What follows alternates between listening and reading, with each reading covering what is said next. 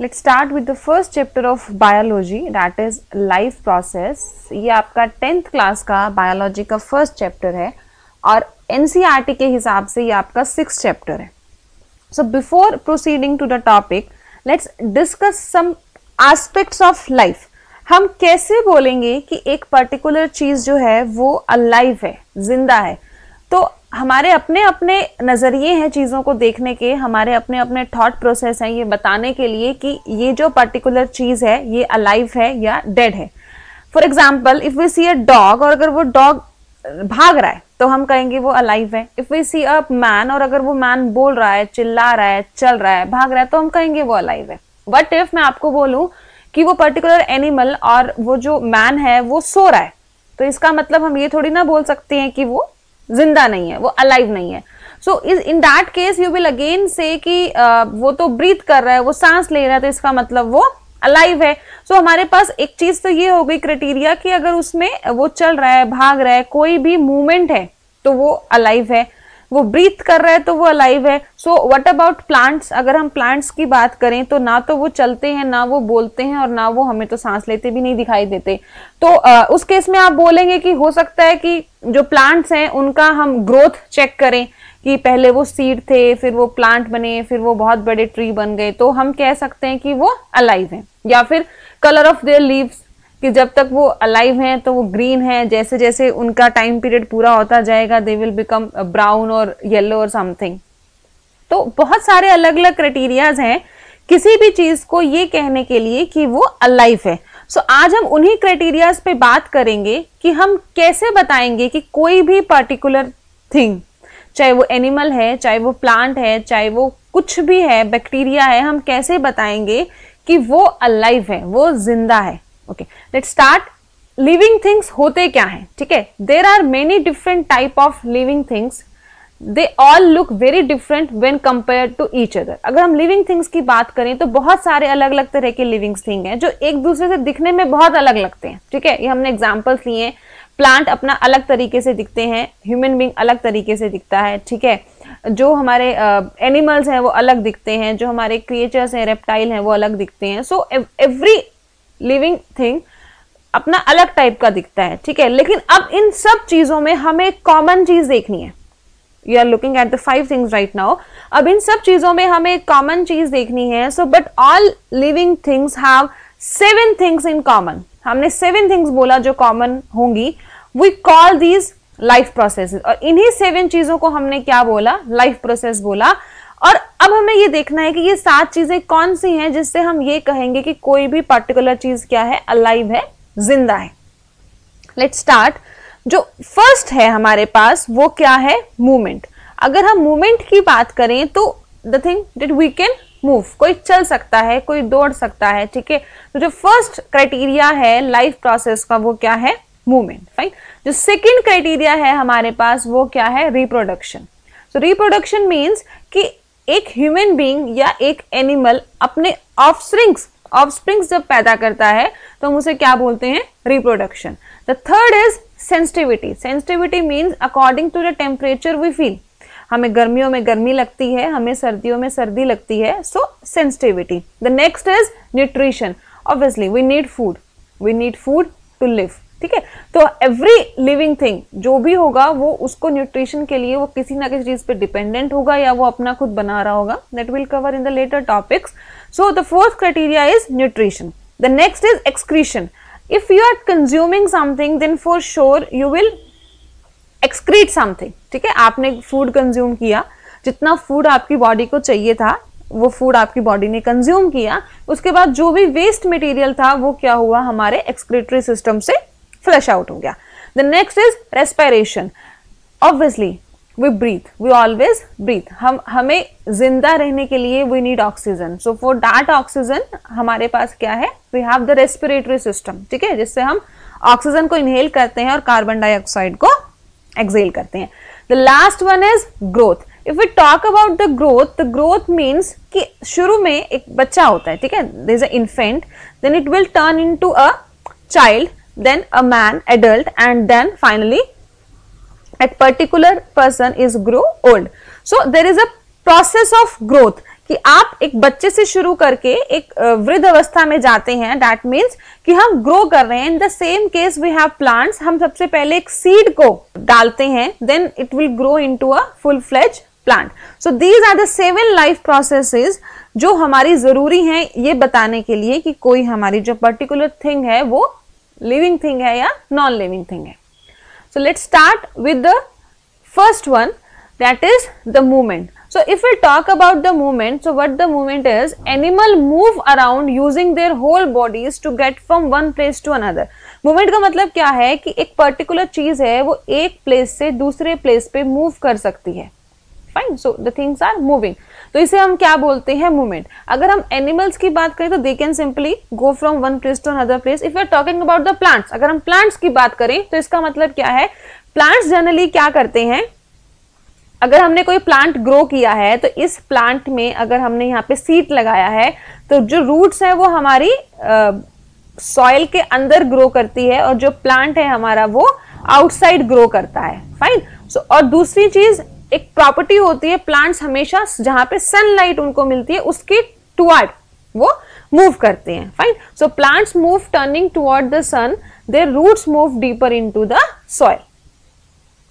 Next we have reproductions. Reproduction means animal have babies. Okay, so animal क्या करते हैं, या तो वो egg lay करते हैं या क्या होता है उनके अपने वो babies को produce करते हैं। So reproduction means we are anyhow, animals anyhow क्या कर रहे हैं, अपने offsprings को पैदा कर रहे हैं। तो so animals have babies, some lay eggs and the babies hatch out of these, और या फिर direct वो क्या करते हैं, babies को रिप्रोड्यूस करते हैं। And if I talk about the plants, तो प्लांट्स क्या करते हैं, जब प्लांट्स बड़ा होता है तो वो सीड्स को प्रोड्यूस करता है, यही सीड्स फर्दर हम यूज करते हैं नए प्लांट को ग्रो करने में। So plant produce seeds from new plants, grow from them. Okay, the next is sensitivity. तो sensitivity means that we are sensitive to the changes of the environment, के environment में जो भी चेंजेस हो रहे हैं उनके प्रति क्या है, सेंसिटिव है। So all living things respond to the changes in their environment and react to them. और हम उसी हिसाब से रिएक्ट भी करते हैं।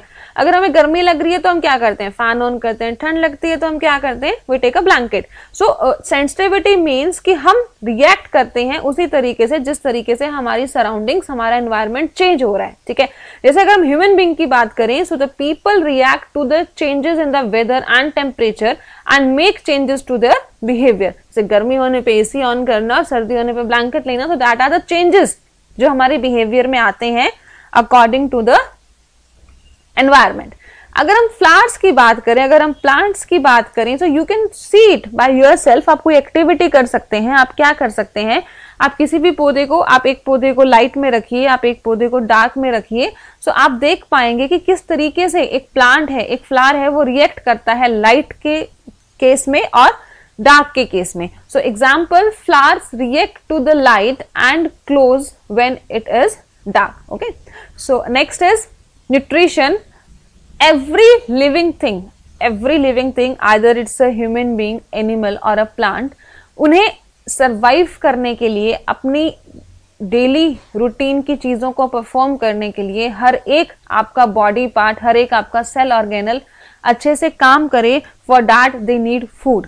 Okay, so food is used by living things to give them the energy to do their usual thing. हमारे body को अगर हम एनर्जी चाहिए तो वो एनर्जी हमें किससे मिलती है, वो एनर्जी हमें मिलती है फूड से। अब ये जो फूड है हम कैसे कंज्यूम करते हैं, हमें कहाँ से मिलता है, प्लांट्स कैसे फूड्स बनाते हैं, that all will cover in the next topic, that is the nutrition.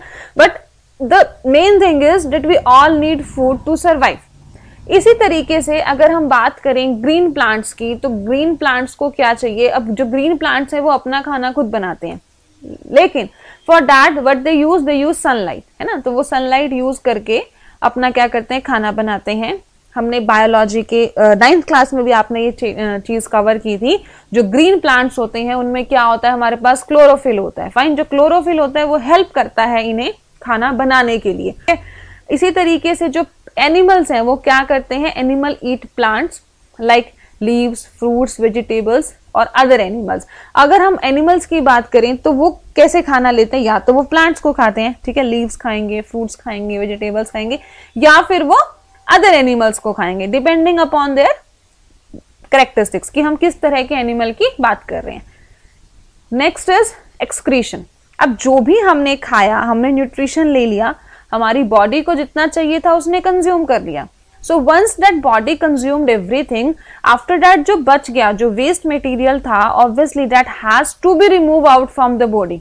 उस वेस्ट सब्सटेंस को आपकी बॉडी से रिमूव होना पड़ेगा। वो वेस्ट मटेरियल आपकी बॉडी में रह नहीं सकता, ठीक है। सो जो वेस्ट मटेरियल है जब हम बॉडी से निकालते हैं तो उसे ही हम क्या बोलते हैं, excretion.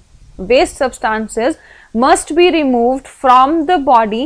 Both plants and animals need to get rid of water and other waste products, ठीक है। तो इसको हम क्या बोलते हैं, excretion, and this is one of the main criteria जिससे हम ये बता सकते हैं कि that particular thing is alive। ये life processes के part हैं सारे, okay। So in human being we generally do this when we go to the toilet, that's a quite common thing। Next we have respiration. If we talk about the respiration, that means the process that we are taking oxygen from the environment, ठीक है। तो जितनी भी living things हैं वो क्या करती हैं, वो ऑक्सीजन को यूज करती हैं, ठीक है, ताकि वो क्या कर सके, वो अपने जो उन्होंने फूड कंज्यूम किया है उसे एनर्जी में कन्वर्ट कर सकें। They need oxygen. हमने जो भी फूड खाया, जो भी फूड हमने खाया, वो फूड हमें अब डिकम्पोज करना है, ठीक है ना। तो उसके लिए हमें क्या चाहिए, we need oxygen. Okay, so all living things use the oxygen in the air to convert food into energy.